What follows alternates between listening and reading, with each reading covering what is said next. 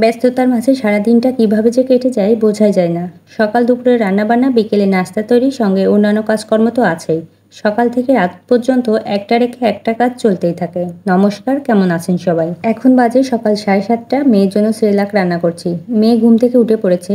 এখন সেরেলাক রান্না করে খাওয়াই দেব, কারণ ভাত হতে অনেকটাই দেরি হবে। এদিকে গতকাল রাতে ডাল রান্না করেছিলাম, একটু বেশি করে রান্না করা হয়েছিল, ফ্রিজে রেখে দিয়েছিলাম, এখন গরম করে নিচ্ছি। আজকে সকালের খাবার হচ্ছে ডাল আর ভর্তা ভাত, মানে আলু আর বেগুন ভর্তা। গতকাল রাতে বিস্কুট, ডিম আর আটা আনা হয়েছিল, সেটা ঠিকঠাকভাবে এখন গুছিয়ে রাখছি। এখন হাতে কিছুটা সময়ও আছে, না হলে দুপুরে রান্না করতে গেলে আর হয়ে উঠবে না। এদিকে ডিমগুলো ভালোভাবে ক্লিন করে নিচ্ছি ফ্রিজে রেখে দেওয়ার জন্য। ডিমের গায়ের থেকে জলটা শুকিয়ে গেলেই ফ্রিজে রেখে দেবো। দুপুরে রান্নার জন্য মাছ ভিজিয়ে রাখলাম। এদিকে রান্নার জন্য সবকিছু গুছিয়েও নিয়েছি। দুপুরে রান্না করব চাল কুমড়া ভাজি আর ছোট মাছ চচ্চড়ি।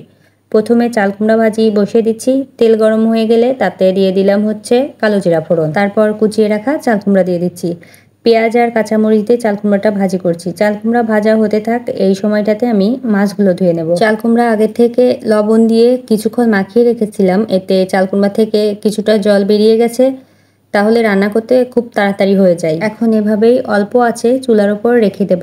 ভাজাটা হতে থাক, আর এদিকে মাছগুলো ধুয়ে লবণ হলুদ মাখিয়ে নিয়েছি, এখন ভেজে নিচ্ছি। ছোট মাছ ধুতে অনেকটাই বেশি সময় লাগে। বড় মাছ ধোয়া কিন্তু ছোট মাছের তুলনায় অনেকটাই সহজ।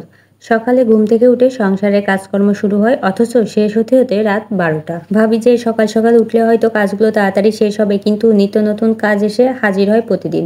বাচ্চা থাকলে তো দিনের অর্ধেকটা সময় তার পেছনেই চলে যায়। এদিকে কথা বলতে বলতে চাল কুমড়া ভাজা হয়ে গিয়েছে, নামিয়ে নিচ্ছি। এখন শুধু মাছটা রান্না করলেই হয়। আর এখানে সবজিগুলো আমি ভালোভাবে সাঁতলে নিয়ে দিয়ে দিলাম হচ্ছে আদা বাটা। আদা বাটা দেওয়ার পর আরও কিছুক্ষণ সাঁতলে নিয়ে দিয়ে দিচ্ছি পরিমাণ মতো জল। এবারে কিছুক্ষণ রান্না করে নেব।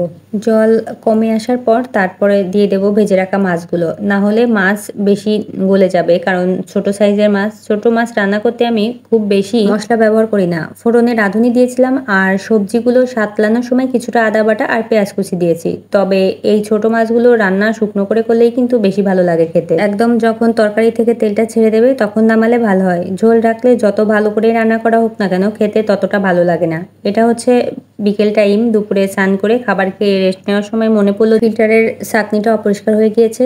জল ঢালতে গেলে অনেকটাই বেশি সময় লাগছে, এই জন্য উষ্ণ গরম জলে লেবু চিপে কয়েক ঘন্টার জন্য এভাবে রেখে দিলাম, তাহলে পরিষ্কার হয়ে যাবে।